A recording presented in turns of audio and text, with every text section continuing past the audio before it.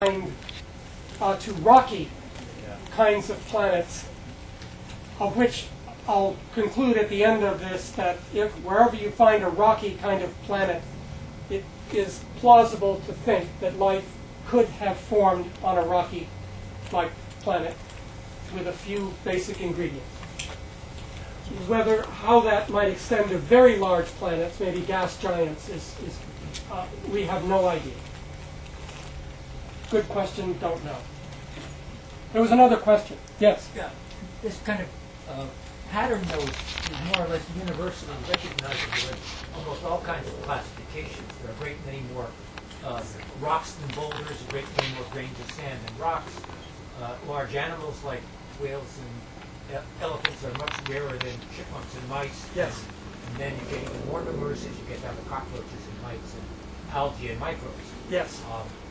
That's kind of a universal thing. Large galaxies are fewer than small galaxies. Large stars are fewer than small stars. Yes. It's a universal pattern you see in almost everything. Yes. That's a very good point. That's the size distribution of asteroids. Again, the same thing. You're absolutely right. Correct. And that's why this simple description here would apply to the different categories and different things that you were just mentioning. This is very similar to that. Absolutely. Absolutely. This is important.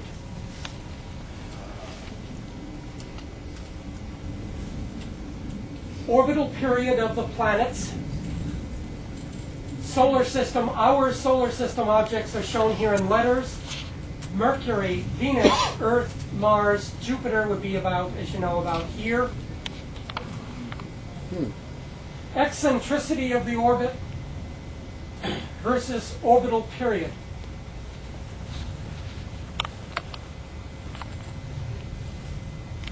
Take a look at that for just a minute.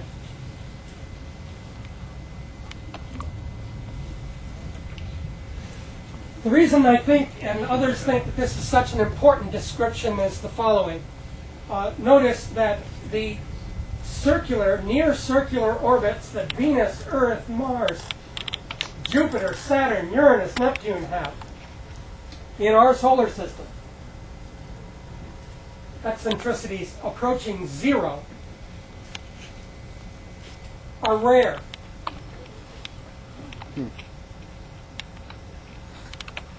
Most of the exoplanets, most of the planets orbiting other stars, notice, have highly eccentric orbits. Circular orbits are rare at the critical distances from G-type stars. Notice that Venus, we know what Venus is like. It has an orbital period around the sun of about 200 Earth days, as you know. If you're looking at G-type stars and you're looking for habitability on a planet, then presumably you don't want to be with an orbital period of 4 days.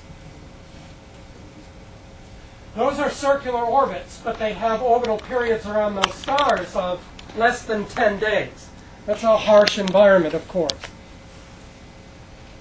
Notice then that the planets that are out at distances that are important, we'll call this, for example, as many of you I know are aware, of a habitable zone for a G-type star. Habitable zone. Notice the habitable zone. How many other planets have we found so far lying within that habitable zone? Circular orbits within that habitable zone. Notice.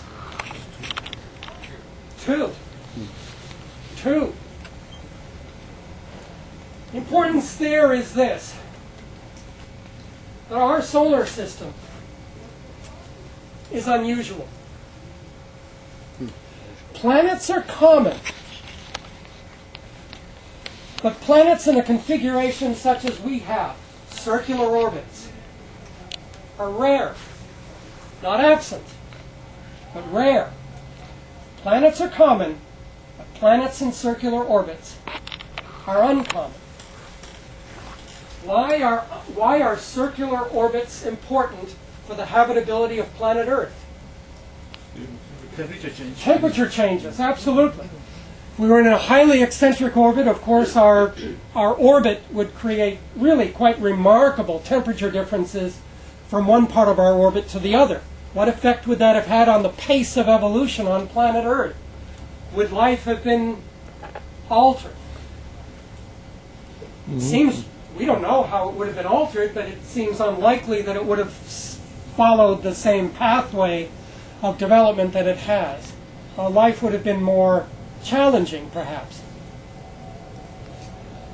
So this is the first major description of other solar systems out there, and ours turns out to be quite unusual. Life itself, and complex, intelligent life like us, may, as a result, be here because we live on quite a remarkable place. Perhaps that appears unusual because the smaller planets are not on that group. Perhaps the smaller planets, that's certainly correct. Again, as we pointed out, these are quarter Jupiter masses and larger. So these are large planets, that's correct. Perhaps Earth, when we get down to measuring Earth-sized planets, maybe that will change.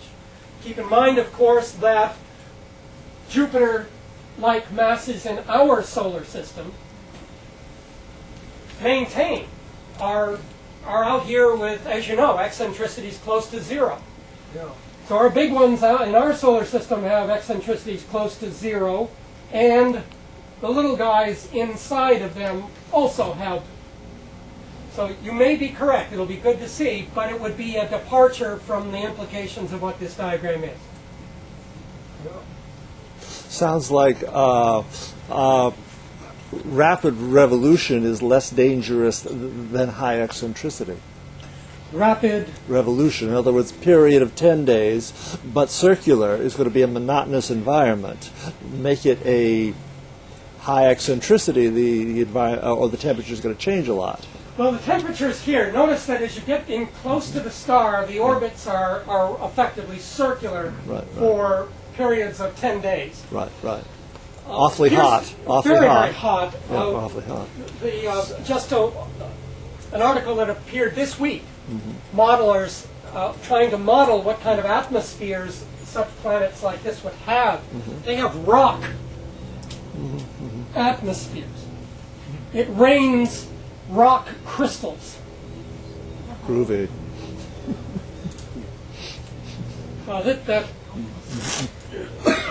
Again, a bad day. Not hospitable. So Right. Whether what is worse, being in close and being hot, or being further out and having an eccentric orbit, notice, please, I'm not trying to suggest that life is precluded from planets that are out here. I'm not suggesting that life is prevented from being on planets out here, or even smaller planets that might have a similar eccentricity period distribution. But rather, it informs us as human beings on the third rock from our sun that what we are and where we are is unusual. And I think that should be cause for a pause of thinking. Because it addresses an important issue of who are we? Are we as common as dirt? Or is there something unusual about planet Earth?